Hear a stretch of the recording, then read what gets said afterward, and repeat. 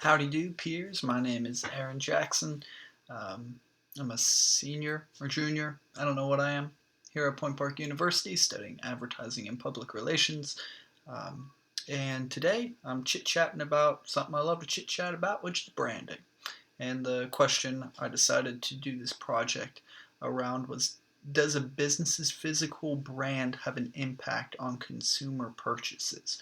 And this definitely kind of has always been a question for me, especially for someone who does freelance branding. And a lot of people that I have worked with, I enjoy talking to them about how their business was affected after I kind of gave them a full brand identity and what their business was doing before a full brand identity was done. That says nothing about me or my ability. I just like to hear how businesses who really take into consideration the importance of having a solid brand.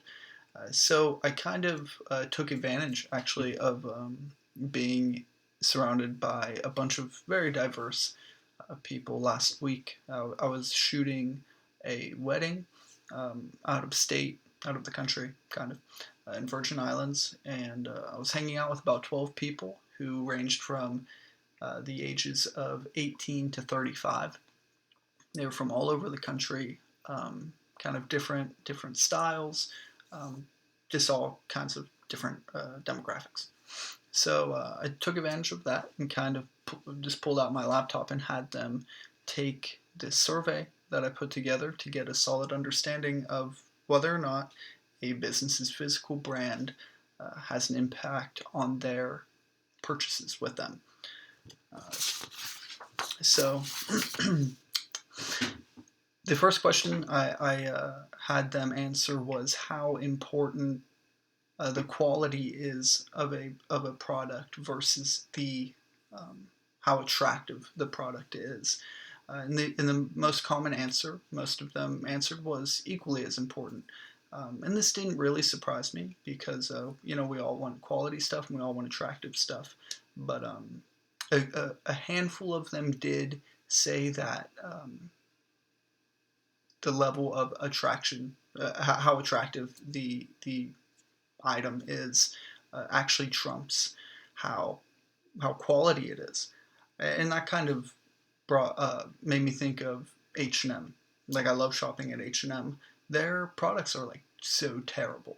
I mean, when I get a shirt from there, maybe it will last me a month, depending how much you wear. But I mean, looks super cool, absolute horrendous quality. And the second question I had them answer was, um, I will enter a brick and mortar location for the sole reason of it being aesthetically pleasing. I've always wanted to ask this question to a group because, for me personally, uh, mainly I think of coffee shops. Like if I'm in a new city, I want some coffee. I'll always check out a coffee shop's just appearance because with that world, it definitely has something to say generally about the quality of it. But everyone likes to head to cool looking places. So did this here pie chart, and most of the people there said they disagreed with that. Actually, um,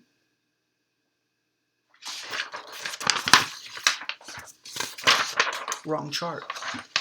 Here's a bar graph, and 9 out of the 12 people said that they strongly agree that they would enter a location because it's cool looking.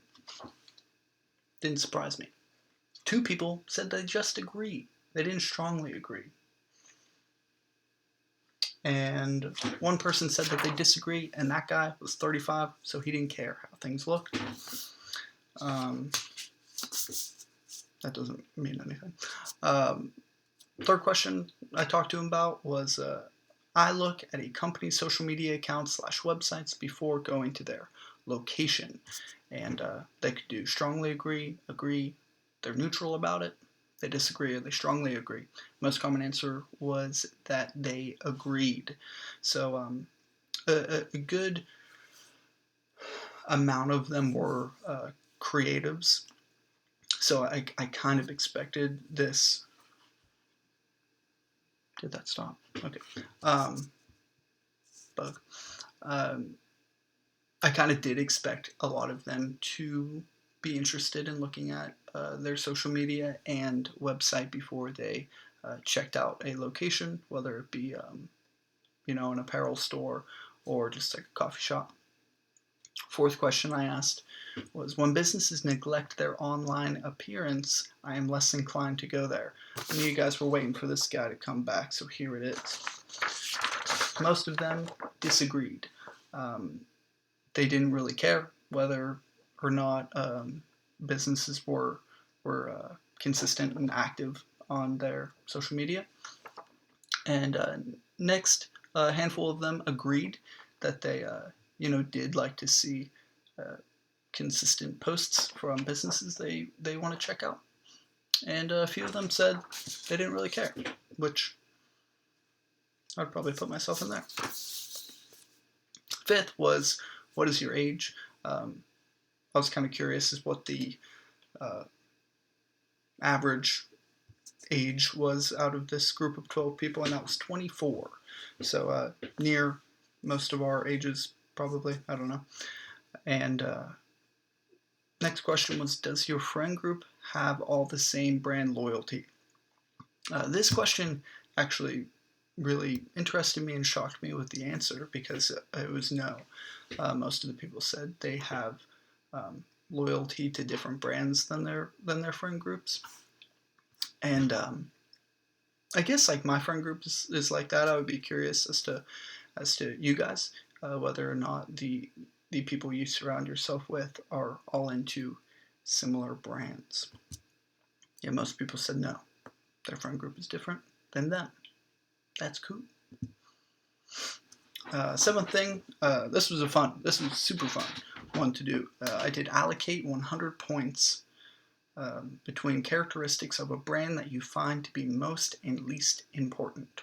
And the options were brand design, popularity and recognizability,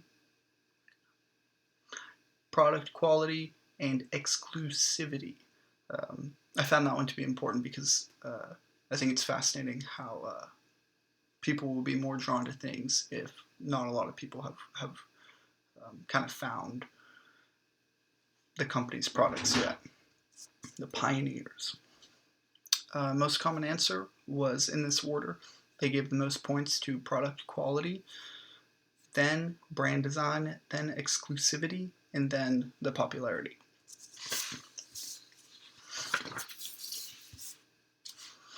The next thing I asked them was, what makes a brand popular amongst your age group?